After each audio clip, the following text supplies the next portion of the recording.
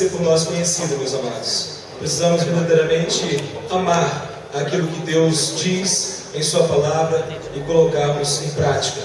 Eu quero convidar todos, por gentileza, a abrirem a sua Bíblia no livro de Atos, capítulo 16, versículo 25 a 40. Nessa noite nós retornaremos à série expositiva no livro de Atos, no capítulo 16, como já falado. E tão especial e tão gostoso é que quando nós olhamos para o livro de Atos, já olhamos com outros olhares, né? Já olhamos compreendendo toda a revelação que a palavra nos traz nesse livro, e o ponto extraordinário em que Paulo e Silas estão na cidade de Filipos, uma cidade extremamente estratégica ali na Europa, podemos assim colocar, uma cidade onde o Evangelho de Deus chega de uma maneira extraordinária. Os irmãos estão muito bem lembrados. A última mensagem dessa série foi pregada pelo Alex, e o Alex ali trabalhou muito bem o texto, nos mostrando a questão do espírito maligno, o espírito de Pitom, da onde queria desvirtuar Paulo e Silas da sua total comprometimento, total dependência de Deus. E eles assim então se submeteram somente a Deus, não cedendo ao espírito que conduzia ao consumo, a ganhos econômicos, mas aquela cidade se revoltou, aqueles que ganhavam dinheiro com aquele espírito maligno, aquela mulher que era adivinha, requereu a autoridade que Paulo e Silas fossem presos. Hoje, então, seguimos essa mesma história. Olha aí na sua Bíblia, por favor, no versículo 25. Hoje nós teremos na exposição um vídeo. Eu acho que não ativei, eu quero pedir a gentileza do Lucas ou do João Vitor estarem aqui na hora do vídeo para ativar o vídeo, porque eu esqueci. Pode ficar aqui já vai ser logo no começo. Então, depois do vídeo você pode voltar para o seu lugar. Vamos lá então, irmãos, capítulo 16, 25 a 40. Vamos olhar esse texto bonito. Na hora que for, Lucas, aí a gente dá o joia, tá? Só para ficar prontidão. Então lá, versículo 25 diz assim. Antes de eu ler o tema da mensagem, Deus faz o seu reino expandir. Vocês já viram aí? Vamos pensar sobre isso. Enquanto eu estiver lendo, traga isso à sua memória. Deus faz o seu reino expandir. Como é que Deus fez isso no texto que haveremos de ler? Versículo 25. Por volta de meia-noite, Paulo e Silas orando e cantavam hinos a Deus, enquanto os presos os escutavam. De repente, houve um terremoto tão intenso que os alicerces do cárcere foram abalados e logo todas as portas se abriram e as correntes de todos se soltaram. O carcereiro acordou e vendo abertas as portas da prisão, sacou a espada para suicidar-se, supondo que os presos haviam fugido. Mas Paulo gritou para ele: não te faças nenhum mal, porque estáis todos aqui. Ele pediu luz, correu para dentro e, trêmulo, prostrou-se diante de Paulo e Silas. Levando-os para fora, disse: senhores, que preciso fazer para ser salvo? Eles responderam: crê no Senhor Jesus, e tu e a tua casa sereis salvos. Então pregaram a palavra de Deus a ele e a todos os que eram de sua casa. E levando-os consigo naquela mesma hora da noite, lavou-lhes os ferimentos e logo foi batizado, ele e todos os seus. Então os fez subir para sua casa, pôs a mesa para eles e alegrou-se muito com toda a sua casa, por haver crido em Deus. Quando amanheceu, os magistrados mandaram soldados com a seguinte ordem: soltai aqueles homens. E o carcereiro transmitiu a Paulo essas palavras: os magistrados mandaram que fossem soltos. Agora, pois, saí e ide em paz. Mas Paulo lhe respondeu: sendo nós cidadãos romanos, espancaram-nos publicamente, sem termos sido condenados, e nos colocaram na prisão. Agora, às escondidas, mandam-nos sair? De modo nenhum. Que venham eles e nos soltem. E os soldados foram dizer aos magistrados, os quais ficaram com medo, quando souberam que eles eram romanos. Então vieram, pediram-lhe desculpas e, levando-os para fora, suplicavam que se retirassem da cidade. Eles saíram da prisão e foram para a casa de Lídia. Ao verem os irmãos, os encorajaram e depois partiram. Que texto extraordinário! Como é fantástico notarmos esse texto, que Deus ele faz o seu reino expandir. Deus ele faz com que o mundo conheça a sua glória. Deus ele faz com que aqueles que não o conhecem, possam conhecê-lo. Quando nós falamos acerca do reino de Deus, e aqui nessa noite o tema que eu lhe trago é exatamente sobre isso, você pode indagar e perguntar, mas o que é isso, o reino de Deus? O que vem a ser o reino de Deus? Primeiramente, quando falamos de reino de Deus, nós temos que entender que o reino de Deus é o domínio soberano e universal de Deus e é eterno. Quando nós falamos sobre reino de Deus, os valores do reino, os princípios do reino, quando Jesus Cristo fala que ninguém pode entrar no reino de Deus, a não ser que nasça novamente, que não há como ser salvo, não há como entrar no reino de Deus sem o novo nascimento. O que vem a ser o reino? O reino, portanto, é esse domínio de Deus.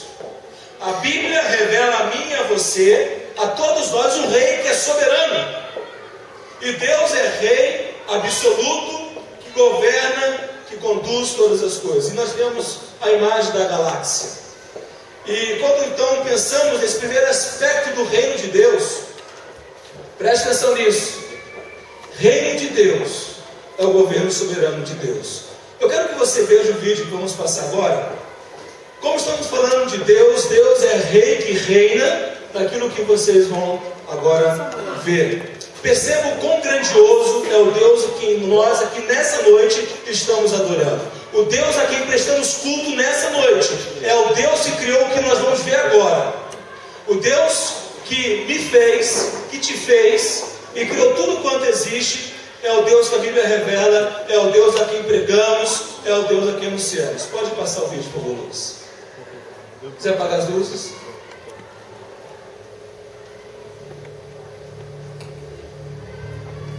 Agora, com cada grau, com cada anel, nos afastamos 10 vezes mais rápido de Veneza. E nossa visão do universo é 10 vezes maior. O arco de 100 metros engloba a praça de São Marco, e o de 1000 metros, 1 quilômetro, no centro da cidade. Conforme nossa velocidade aumenta 4 passos, 4 elevados a 10, o arco contém as ilhas de Veneza, o mar Adriático e o norte da Itália.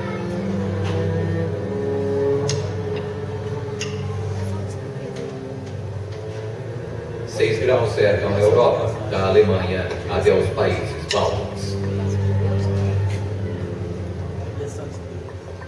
E logo podemos ver todo o planeta, nosso lar do espaço.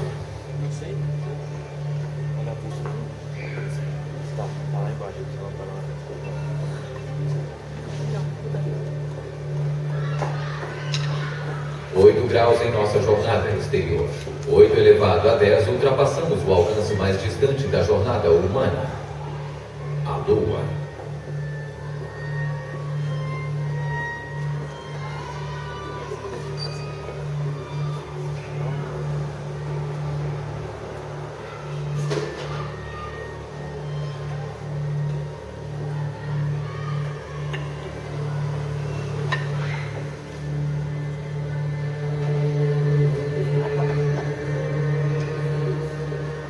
Se imaginarmos as órbitas que os 9 planetas percorrem em seu giro ao redor do Sol, a 13 graus distantes da Praça de São Marco, todo o sistema solar entra em foco.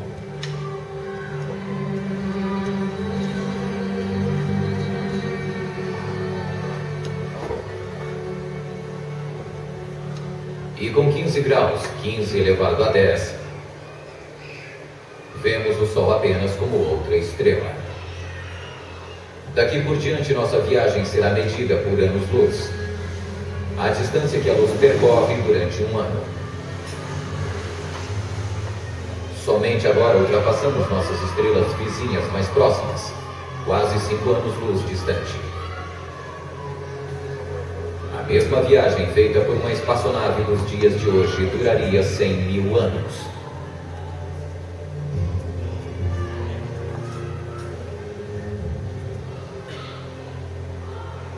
Conforme ultrapassamos a noite perpétua, nossa viagem nos leva para além dos arredores do Sol, para perto dos limites do grande redemoinho de estrelas.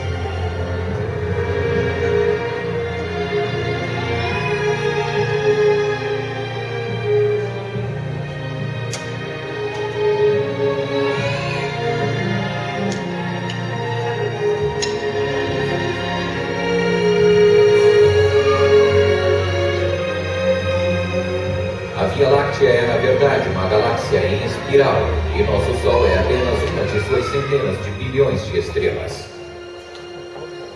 Nesta escala gigantesca 23 elevado a 10, cada luz brilhante que vemos não é uma estrela, mas toda uma galáxia composta por incontáveis estrelas. Os astrônomos descobriram que as galáxias estão se afastando umas das outras. O universo está se expandindo. Nossa própria galáxia e todas as outras formam grupos e supergrupos de tamanhos estupendos, com centenas de milhões de anos-luz de extensão. E aqui, a cerca de 15 bilhões de anos-luz distante de Veneza, nos aproximamos dos limites externos visíveis do universo. O que existe além deste horizonte cósmico não podemos enxergar e nos é desconhecido. Quando nós falamos do reino de Deus, estamos falando desse Deus que criou tudo isso que vocês acabaram de presenciar e muito mais do que isso. Quando nós falamos do reino de Deus, quando falamos que Deus faz o seu reino crescer, estamos falando do Deus que é soberano, o Deus que é Senhor, o Deus que tem um domínio sobre tudo quanto Ele criou. Agora pare e pense um pouquinho na tua vida, no seu lar, na sua família, na sua história. Queridos, o que nós precisamos nessa noite é ficarmos maravilhados, ficarmos realmente estupefatos, ficarmos realmente impressionados com a grandeza do Deus a quem adoramos, a quem servimos. Não há como ficarmos na mesma posição que ora nos encontramos quando reconhecemos quem é o Deus a quem prestamos culto. Quando você agora há pouco cantava, exaltando o Senhor Jesus, reconhecendo a sua grandeza, o seu senhorio, a Bíblia nos revela, nos ensina que o nosso Deus criou tudo quanto esse pequeno vídeo nos mostrou. E quando então falamos do reino de Deus, precisamos reconhecer essa verdade, mas também quando se fala do reino de Deus, não somente é esse domínio de Deus soberano sobre todas as coisas, mas também, meus amados irmãos, é também o domínio de Deus no coração dos homens que voluntariamente se submetem pela fé, aceitando como Senhor e Rei.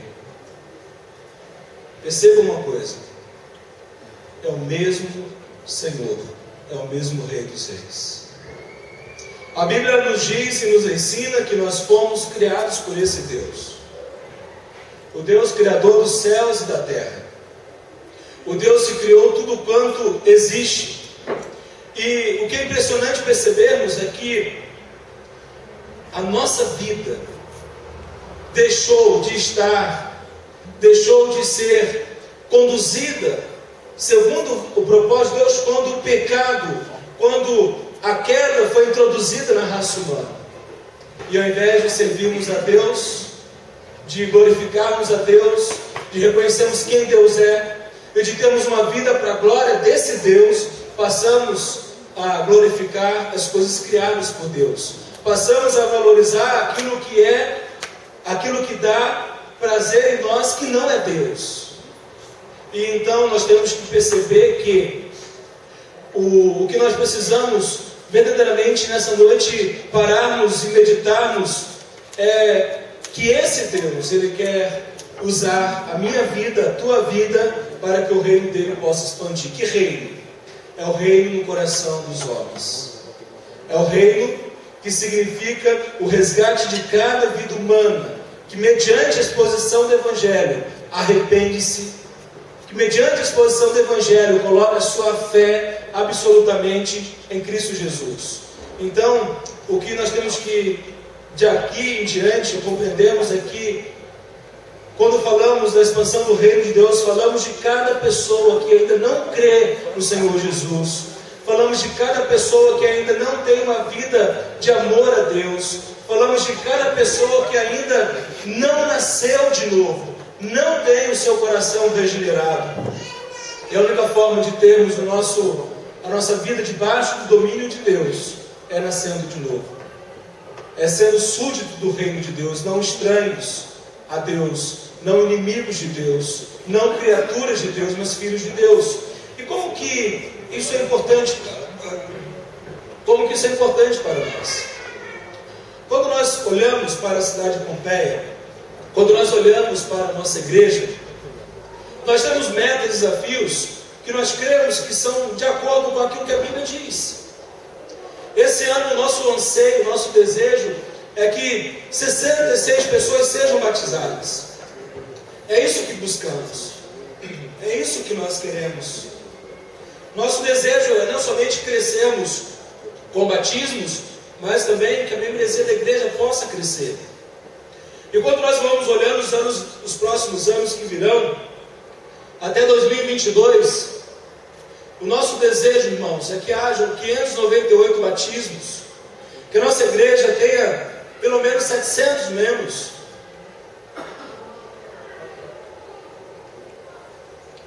E o que você tem a ver com isso? O que você tem a ver com esse crescimento, com essa expansão? Qual o seu papel em todo esse processo? Qual o meu papel em todo esse processo? Quando você para olhar para aquele vídeo, a Bíblia nos diz que nós fomos criados para a glória de Deus. Nós fomos criados à imagem e semelhança de Deus. E ser criado à imagem e semelhança de Deus é sermos representantes de Deus na terra e termos domínio sobre tudo quanto Deus criou e administrarmos tudo que Deus fez para o louvor da glória de Deus. No entanto, nós sabemos que sem Jesus, sem a palavra de Deus, esse não é o objetivo da nossa vida. O objetivo da nossa vida começa a ser tantos outros. Começamos a colocar por objetivo de vida o trabalho. O trabalho é correto, é o que nos traz o sustento, é digno. O trabalho foi instituído por Deus, mas nos tornamos escravos do trabalho. Trabalhamos com o objetivo de alcançar o sucesso na vida. Queremos chegar a patamares mais elevados na nossa área profissional. Queremos ser reconhecidos como os melhores da área que trabalhamos, independente de que área seja. Não somente queremos o sucesso, mas queremos desfrutar do prazer do trabalho. Queremos poder ter dinheiro para tirar férias, passearmos, desfrutar da alegria e do prazer de conhecer lugares que, se eu não tivesse um bom trabalho, um bom emprego, não poderia. Poder viajar para a Europa, poder viajar para o Nordeste, para o Sul, para os países da América Latina, desfrutar. Porque afinal de contas eu trabalho tanto e preciso gozar dos benefícios do trabalho. Não somente isso, mas o objetivo da vida ele se torna um objetivo estritamente voltado para os prazeres dessa vida que é tão passageira. Trabalhamos porque queremos acumular bens, trabalhamos porque queremos acumular riquezas, queremos ser bem vistos, queremos ser chamados de doutores, queremos ser chamados de chefe, de supervisor, de patrão, queremos estar na crista da onda, queremos estar por cima, queremos ser os melhores, porque isso nos traz riqueza, status, bem-estar e coloca-se como objetivo de vida. Mas Deus tem um propósito muito maior para a sua vida do que este. O propósito de Deus não está focado, não está direcionado a que você tenha sucesso na vida, um sucesso terreno. O Deus Criador dos céus e terra, Ele sim nos abençoa, nos concede saúde, inteligência, nos dá capacidade para ascendermos e podermos ter uma vida digna nessa terra. Mas, queridos, o propósito, a razão da nossa vida não consiste nos bens dessa vida, não consiste na riqueza que o mundo nos dá, não consiste em termos casas, carros, muito dinheiro no banco. Não, esse não é o propósito de Deus para a sua vida, nem para a minha vida. O maior prazer, a maior missão que Deus concedeu aos seus filhos, a nós que cremos em Cristo Jesus, é de podermos ser cooperadores, é de podermos ser participantes naquilo que diz respeito à expansão do reino de Deus.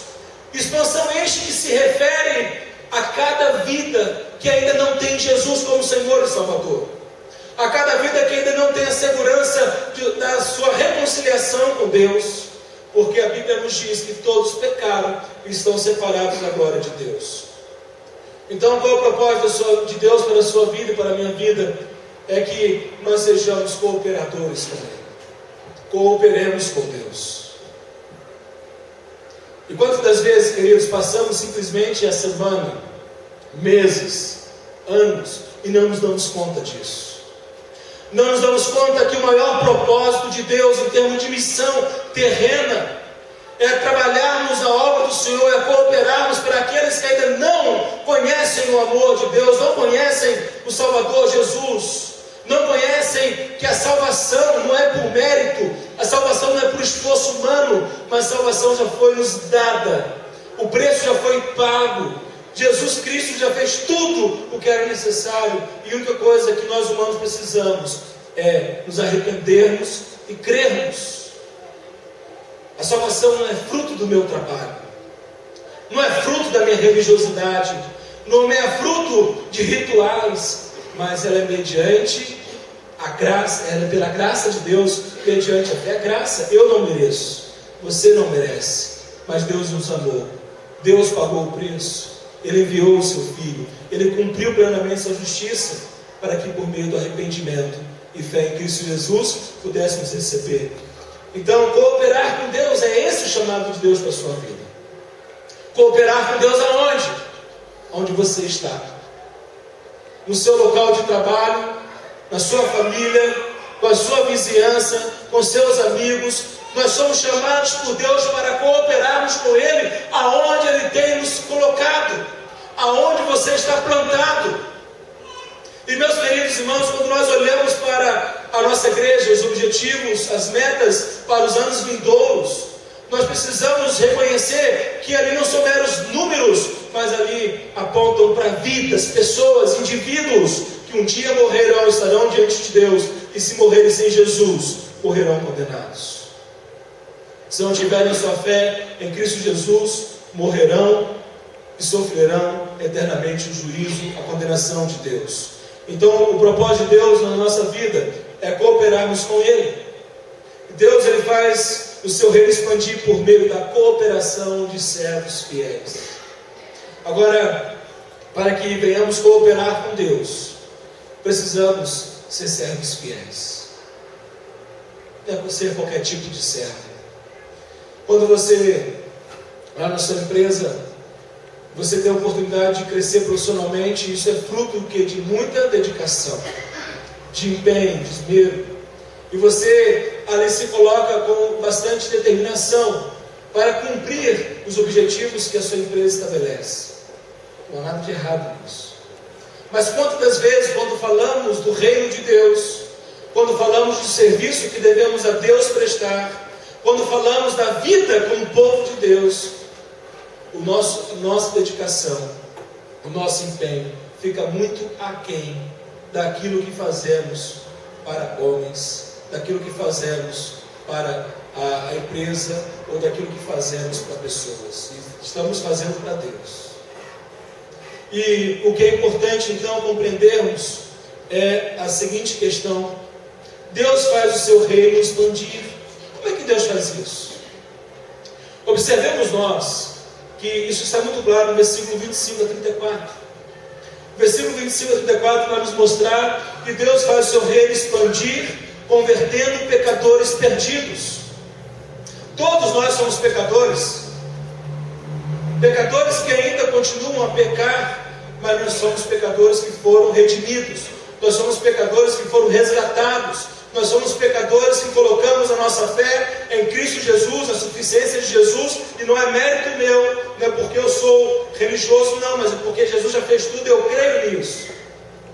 E então, Deus nos chama como pecadores redimidos a alcançarmos pecadores perdidos. Não somos melhores que ninguém. Não somos melhores, não somos superiores a ninguém. Mas nós somos pecadores redimidos, e está pronto para servir aos pecadores perdidos.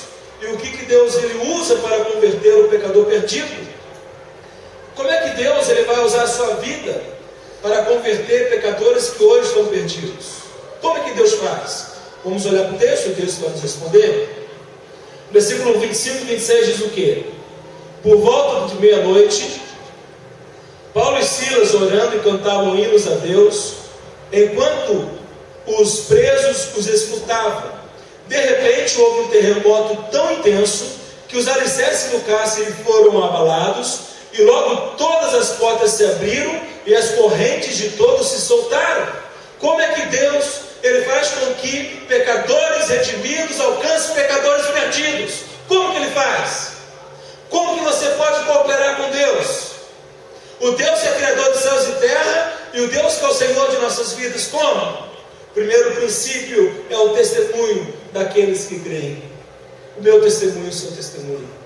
É impressionante observarmos que o texto nos mostra com muita clareza que o testemunho de Paulo e Silas é magnífico. O testemunho de Paulo e Silas é incomum. Eles foram presos porque foram fiéis a Deus. Eles foram presos porque não cederam ao espírito maligno. Eles foram presos porque se posicionaram em Cristo Jesus. Eles foram presos porque estavam fazendo a vontade de Deus. Na prisão, eles não ficam a falar, mas Deus, nós só fomos fiéis ao Senhor, e o Senhor permitiu que viéssemos para cá. Senhor, eu tenho sido fiel ao Senhor, e o Senhor está permitindo tantas provações na minha vida, tantas lutas em minha vida. Mas eles não tomam essa postura. Mas o que eles fazem? Qual a postura que eles assumem? O que eles fizeram? Oravam e cantavam hinos a Deus. Aí a gente fica pensando, eles oravam. Vem cá, quando eles fizeram a oração silenciosa, aqui é certo. Foi essa a oração que eles fizeram? Meus irmãos, tenho certeza que foi uma oração altíssima. Paulo e Silas ali dentro daquela prisão, orando, clamando a Deus em voz alta. Por que em voz alta? Os presos os escutavam. Escutavam fazendo o quê? Orando. Só orando? Não, mas cantavam. E como é gostoso estarmos na presença de Deus e podermos orar ao Senhor, abrindo-lhe o nosso coração, dizendo aquilo que está dentro de nós, realmente expressando a nossa fé, expressando a nossa confiança, expressando a nossa adoração a Deus. Agora, há pouco nós adorávamos a Deus, eu creio, assim como Paulo e Silas também o adoraram, e ali, como é bom, quando nós estamos louvando o Senhor, podemos, junto com o louvor, orarmos a Deus. Orar em voz alta. Não é, existe oração para todo momento, todo tipo, não é? Existe aquele momento que você ora com o coração, aquela oração silenciosa, só você e Deus está te ouvindo. Mas tem aquele momento que a gente quer orar em voz alta, que a gente quer expressar a nossa adoração a Deus com os nossos lábios, de modo que a expressão da nossa gratidão e do nosso louvor não seja somente para nós, mas aqueles que estão ao nosso redor possam também testificar e testemunhar daquilo que Deus está fazendo. Paulo e Silas, eles oram e cantam a Deus. Na onde? Na prisão.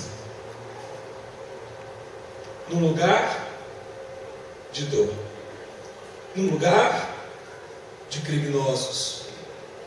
Eles foram tidos como criminosos, mas ali eles oravam e glorificavam a Deus. Não somente o testemunho Deus usa. Agora É importante dar esse destaque.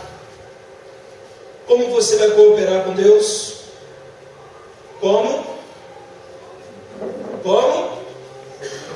O meu testemunho. Fala assim, o meu testemunho. É para você, o meu. Aí, não é o seu testemunho, é meu testemunho. E quando nós olhamos para a nossa igreja, nós temos que perceber o seguinte: 66 pessoas a serem batizadas esse ano. A gente não quer ficar dando banho nas pessoas, toma banho em casa. Então passa sabonete, shampoo, muito melhor. Aqui não é para isso, mas aqui é a expressão da realidade interior, da realidade espiritual, da realidade do novo nascimento. É a expressão visível daquilo que é invisível aos olhos humanos. E nós precisamos, como povo, como igreja de Deus, compreendermos, irmãos e irmãs, que nós teremos continuamente batismos em nossa igreja, mediante o testemunho de quem? Está fraco? De quem? Meu. Não está tendo batismos na igreja? Então o que eu devo falar? Opa, eu estou testemunhando. Porque se eu não estou testemunhando, como que eu posso querer que haja batismos? O crescimento da igreja se faz durante a semana. Nós já vimos isso no livro de Atos. Dia a dia acrescentava-lhes o Senhor aqueles que iam sendo salvos. Aonde deve acontecer conversões a Cristo Jesus? No seu local de trabalho, na sua casa, com seus amigos, com seus familiares. E nós não podemos ceder à tentação que acharmos que a conversão acontece somente aqui no ato de culto a Deus. Aqui também é um momento, porque a palavra está sendo exposta. E o Espírito Santo de Deus converte pecadores perdidos que ouvem a sua palavra. E mediante ao testemunho do dia a dia da semana, Deus vai acrescentar. Como que eu coopero com Deus? Olhemos para o versículo 27 e 30. Olha aí na sua Bíblia. O carcereiro acordou e, vendo abertas as portas da prisão, sacou a espada para suicidar-se, supondo que os presos haviam fugido. Mas Paulo gritou para ele: não te faças nenhum mal, porque estamos todos aqui. Até o 32. Ele pediu luz, correu para dentro e, trêmulo, prostrou-se diante de Paulo e Silas. Levando-os para fora, disse: senhores, que preciso fazer para ser salvo? Eles responderam: crê no Senhor Jesus, e tu e a tua casa sereis salvos. Então pregaram a palavra de Deus a ele e a todos que eram de sua casa. Como que eu coopero com Deus? Meu testemunho de vida, meu testemunho de conversão, aonde eu estou. As pessoas olharão para a minha vida e testificarão que algo diferente, algo de Deus existe em mim. Notarão que o brilho dos meus olhos, a expressão da minha face, a minha conduta com as pessoas, o meu relacionamento, ele é marcado pela presença de Deus. Como que eu coopero com Deus? E aqui então, no 27:32, nós temos a pregação do Evangelho. A pregação do Evangelho. Queridos amados, irmãos e irmãs, o conhecimento do Evangelho de Deus deve ser consolidado no coração de todos nós. O conhecimento do que é o Evangelho não pode ser exclusivo, restrito ao pastor da igreja, aos pastores da igreja, aos diáconos, aos professores, mas cada pessoa que crê em Jesus Cristo como o único suficiente Salvador. Você que tem a sua fé em Jesus, você que crê que Jesus é o seu Salvador, você precisa conhecer o Evangelho, saber pregar, apresentar o plano da salvação.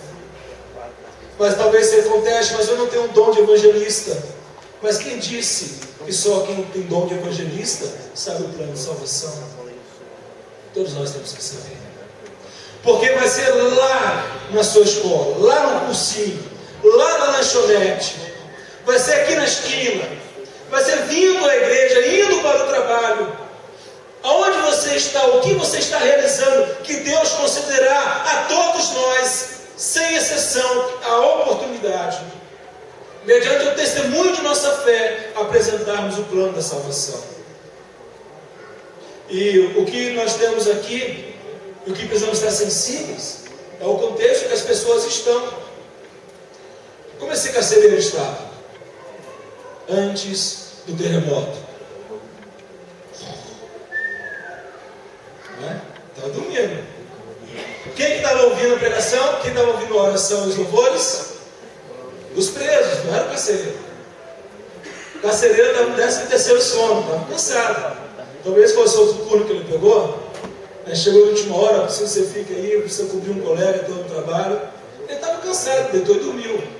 Ele ouviu a oração, ele ouviu os louvores, o texto não nos diz nada sobre isso. O texto diz que quem ouviu foram os demais presos. E por quê? No versículo 27 fala, o carcereiro acordou. E é importante percebermos que ele acorda com um terremoto, ele acorda numa situação de desespero, ele se dá conta que a vida dele está em grande risco. Por quê? Por quê? Quem era o carcereiro? Se fugisse da prisão, aqueles que cuidavam dos presos, eles pagavam com a própria vida. Ele já sabia que pagaria com a sua própria vida, porque numa situação daquela, obviamente, os presos fugiriam. Mas por que os presos não fugiram? Por quê? Certamente eles ficaram encantados com Paulo e Silas. Também ficaram aterrorizados, obviamente, né? Mas eles ficaram encantados com aqueles homens, com o testemunho de Paulo e Silas. A prisão foi aberta, as portas se abriram, eles não quiseram fugir, os presos permaneceram ali. O carcereiro acorda, se dá conta do que está acontecendo, e o que ele quer fazer? O que ele decide fazer? Tirar a própria vida, cometer suicídio. E é alarmante, essa semana a Ju mandou para mim informações do suicídio, como que tem aumentado o número de suicídios, inclusive na cidade de Pompeia, o número de suicídios está absurdo. E não tenho dados estatísticos agora para apresentar, talvez outra oportunidade possa trazer aos irmãos, mas como que as pessoas estão desesperançadas, não tendo mais prazer na vida, não acreditando mais que há solução para a sua vida. E uma pessoa que comete suicídio, comete porque não tem mais esperança, não tem mais prazer, não acredita que não acredita que mudanças possam ocorrer. Aquele carcereiro está nesse quadro, desesperançado, ele quer tirar a sua própria vida, porque ele não aguenta mais. Eu não sei se vocês têm acompanhado casos de suicídios, mas talvez eu possa conhecer pessoas que cometeram suicídio, eram pessoas ligadas a você, que você nunca imaginou que aquela pessoa poderia cometer suicídio, mas chega a notícia bombástica que ela assim fez, e você fica indagando, como pode ser isso? É importante, irmãos, quando nós estamos sensíveis à voz de Deus, entendendo que somos cooperadores de Deus, estamos também sensíveis ao sofrimento das pessoas que estão ao nosso lado. Você pode ter familiar seu, você pode ter amigos de trabalho, você pode ter pessoas próximas a você que está pensando em cometer suicídio, que está pensando em cometer outros atos terríveis, não só tirar a própria vida, mas tirar a vida de alguém. Ou pessoas que estão pensando em sumir, fugir, porque estão sem esperança, não acreditam mais na vida. Então, a essas pessoas, assim como ao carcereiro, assim como o carcereiro ouviu a proclamação do Evangelho, assim como o carcereiro ouviu de Paulo e Silas, crê no Senhor Jesus e será salvo tu e a tua casa, assim como eles ouviram que em Jesus há esperança, não somente para a vida dele, mas para a família dele. Nós não sabemos se houve algum diálogo anterior de Paulo e Silas com esse carcereiro.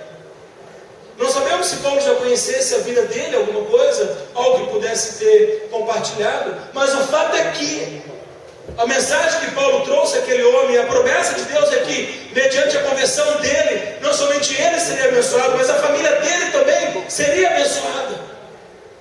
E meus amados irmãos e irmãs, Deus, portanto, salvou o carcereiro e toda a sua família. Este é o propósito de Deus, não somente salvar a sua vida, mas a sua família, a sua casa. Quem são os seus familiares ainda que não são convertidos? Quem são os seus familiares, amigos, que se morrerem hoje, morrerão condenados? A justa condenação de Deus, porque todos pecamos. E nós cooperamos com Deus quando estamos sensíveis àqueles que estão perdidos e necessitam que nós sejamos instrumentos de Deus para alcançar as suas vidas. Quando olhamos para o Evangelho, olhamos para o livro de Atos, a igreja crescia. A cada dia Deus acrescentava, e o mesmo deve ocorrer conosco. O mesmo de modo ainda inicial está ocorrendo conosco. Deus tem acrescentado a nossa igreja. Conversões têm acontecido. Mas ainda é muito pouco naquilo que Deus pode soberanamente fazer, usando-nos como instrumentos, como cooperadores do Evangelho, como cooperadores de Deus. E como que Deus então, Ele faz o seu reino expandir? Quando cooperamos com Ele, testemunhando, pregando. E o que acontece com aqueles novos convertidos? Olha aí, versículo de número 16, versículo 33 e 34. Levando-os consigo naquela mesma hora da noite, falou-lhes, lavou-lhes os ferimentos, e logo foi batizado, e ele e todos os seus. Então o fez subir para casa, pôs a mesa para eles, alegrou-se muito com toda a sua casa por haver crido em Deus. Notem mais uma vez, amados irmãos e irmãs, que o Evangelho não é para o indivíduo, mas o Evangelho é para o indivíduo e sua família. E aqui nós temos o que? O batismo. Novos convertidos sendo batizados. E como é gostoso testemunharmos o batismo de um novo convertido. A pública profissão de fé de que morreu com Cristo, morreu para o pecado e ressuscitou para uma nova vida. Uma vida de novidade, uma vida de obediência. Já é salvo por causa dos merecimentos de Jesus. Então o carcereiro e toda a sua família creram e foram batizados.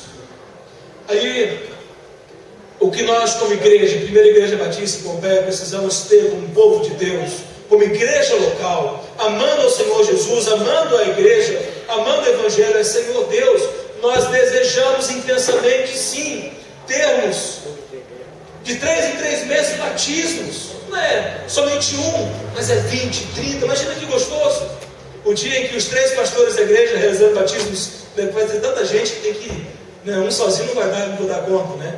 Nós experimentamos um pouco disso no último batismo. Foram 16 pessoas, não é? O pastor Rodrigo batizou, o pastor Neymar também. Mas imagine, irmãos e irmãs, a cada 3 meses. 3 em 3 meses. 20, 30, 40. Isso é a expressão de uma igreja que ama os perdidos. Uma igreja que ama os perdidos, isso é visto no testemunho diário, em cada crente apresentando um plano de salvação e vendo os batismos ocorrerem.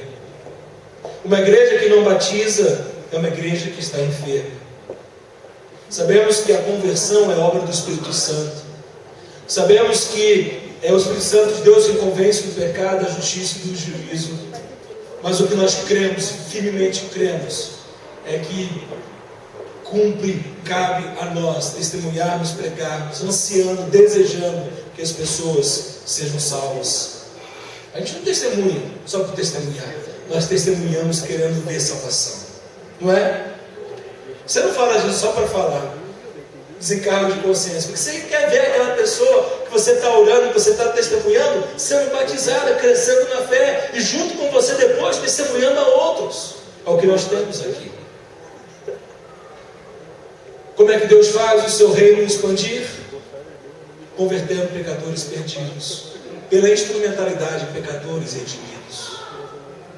nós precisamos, como povo de Deus, compreender que toda aquela família teve grande alegria. Agora para um pouquinho e pensa.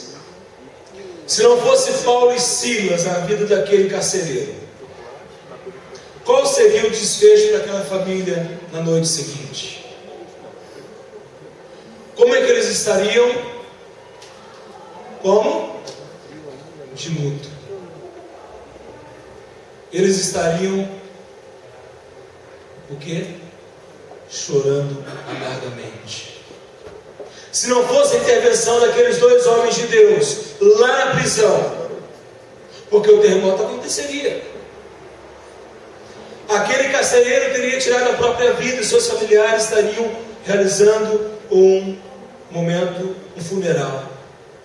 Mas a entrada de Jesus, o Evangelho de Deus, resultou na conversão de toda a família. Não pense que o Evangelho de Deus é só para você. É para toda a sua casa. Ah, mas pastor, você não conhece meu marido. O coração de pedra. Ele é ateu declarado, ateu de 2 pés. Você não conhece a minha esposa. Não conhece. Devota que só ela. Você não conhece meus filhos, só olha para as coisas do mundo, quer curtir a vida. Meus irmãos, o que é impossível para nós, para Deus é possível. Nós não podemos duvidar da conversão de nenhuma pessoa. Por mais incrédula, por mais ateia, por mais à toa que ela seja, não podemos duvidar. Nós não podemos duvidar que Deus é poderoso para salvar. E Deus, Ele é especialista de pegar o pior pecador e transformá-lo. A igreja em Atos duvidava da conversão de Paulo. Paulo, ele foi o pior perseguidor da igreja nos primeiros anos da igreja. O pior. A igreja em Jerusalém tinha medo de Paulo. Ele levou muitos à prisão, ele participou da morte de muitos. Mas quem é Paulo aqui agora? Um pregador, uma testemunha de Jesus. Como é que Deus faz seu reino expandir? Quando nós cooperamos com Ele. Como é que Deus faz o seu reino expandir? Deus faz o seu reino expandir não somente fazendo com que pecadores redimidos alcancem pecadores perdidos, mas também reconhecendo publicamente os seus servos fiéis. Deus age de uma maneira soberana, graciosa, fazendo com que os seus servos tenham uma boa reputação, fazendo com que os seus servos sejam reconhecidos quando são injustiçados. Olhemos para o versículo 35 a 39.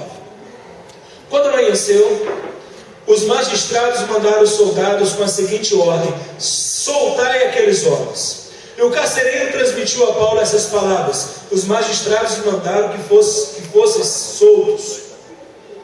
Os magistrados mandaram que fossem soltos. Agora, pois, saí e ide em paz. Mas Paulo lhe respondeu: sendo nós cidadãos romanos, espancaram-nos publicamente, sem termos sido condenados, e nos colocaram na prisão.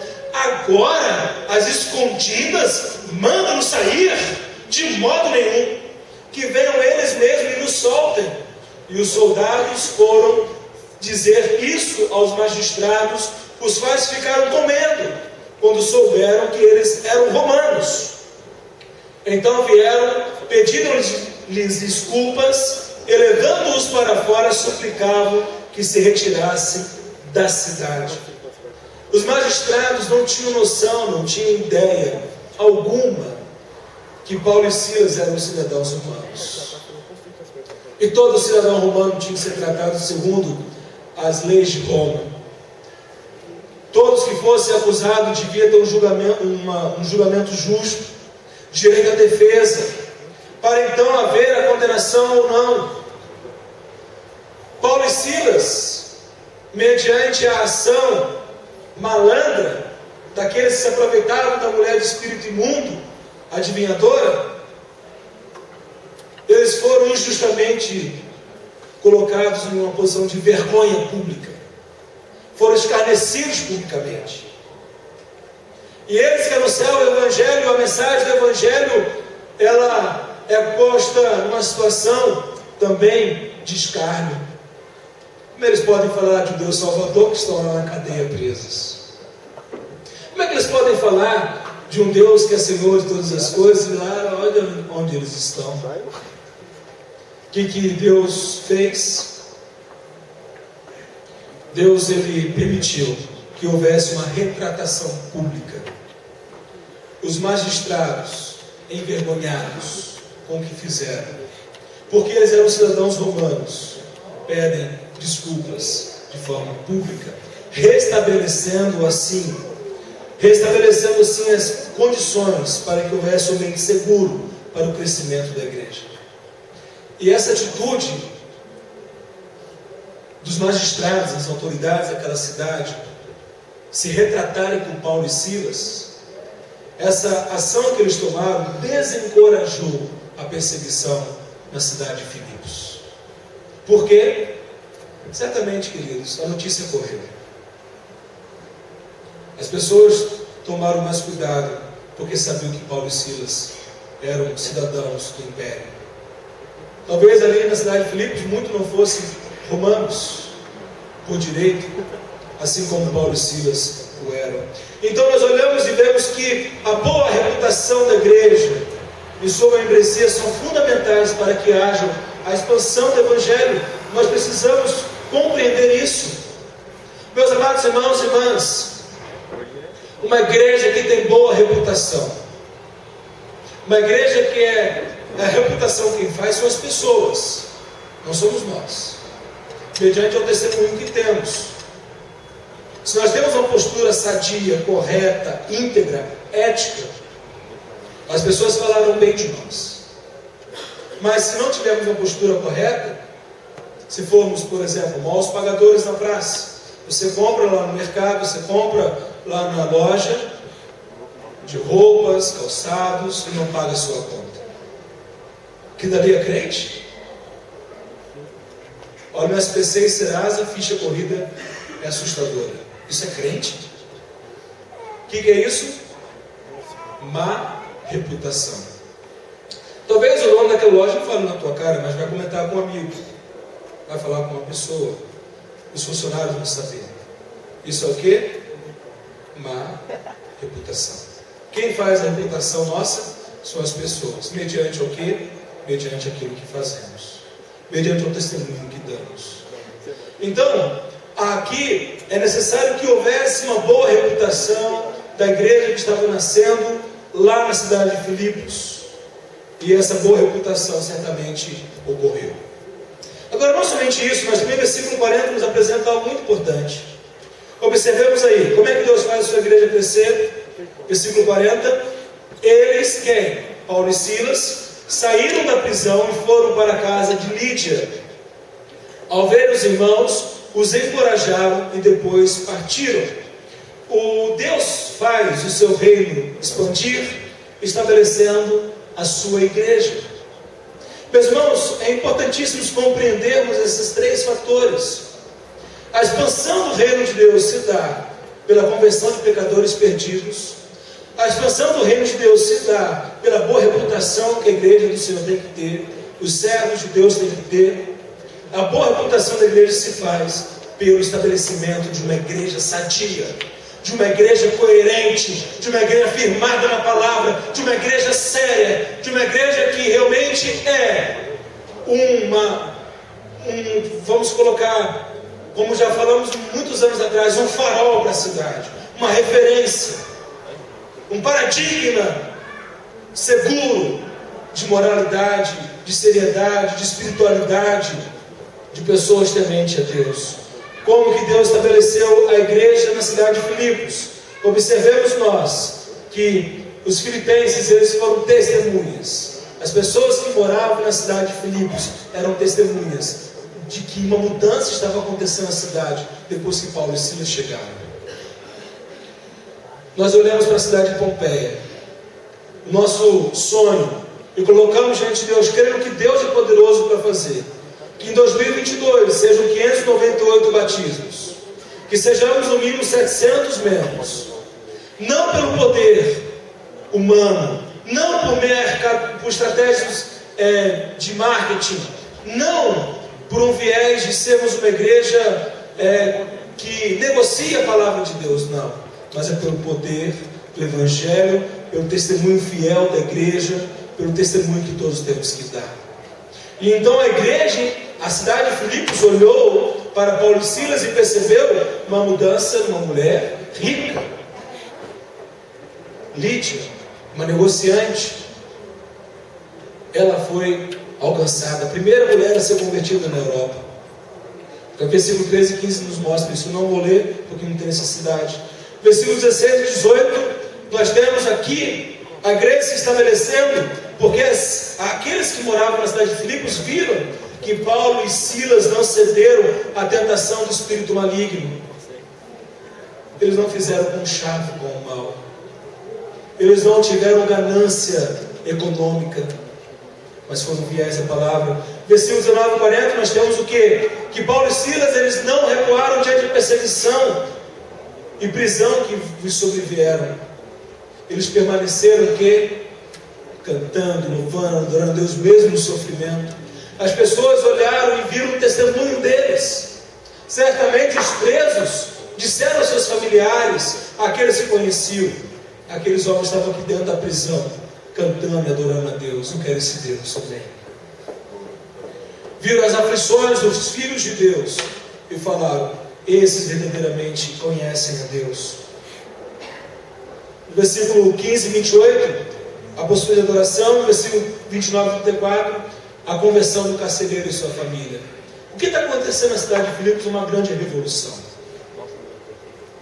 O que está acontecendo com aquele povo é verdadeiramente a contemplação da glória de Deus.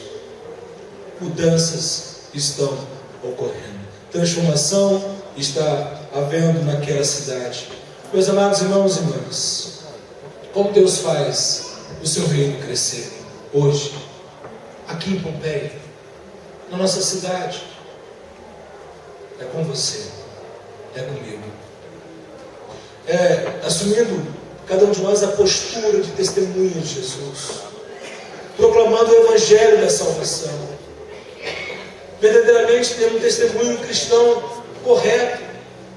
E como igreja de Jesus estabelecida na cidade, o encorajamento mútuo, nós precisamos nos encorajar mutuamente. Olhemos para o versículo 40 e verifiquemos essa realidade. Os encorajavam, os encorajaram. Nós precisamos mutuamente nos encorajar, buscarmos fortalecer uns aos outros, não desistirmos da caminhada, não pararmos, não retrocedermos. Aquele que põe a mão no arado, não olhe para trás. Prossigamos, está difícil, temos luta, mas não vamos jamais desistir. E também houve o quê? Olha o final do versículo 40, e depois o quê? Partiram. Paulo e Silas compreenderam que a missão deles, como apóstolos de Cristo, como missionários, era ir adiante, porque a igreja já estava estabelecida na cidade de Filipos. A igreja de Jesus já estava ali. Eu quero convidá-lo a olhar em Filipenses agora. Essa carta de Filipenses é a igreja, é a cidade de Filipos. Paulo, um tempo depois, escreveu a carta à igreja na cidade de Filipos. Em Filipenses capítulo 4,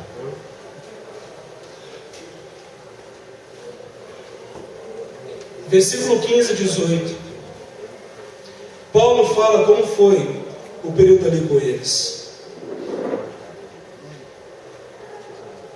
Sabeis, ó Filipenses 4, versículo 15 até o versículo 18.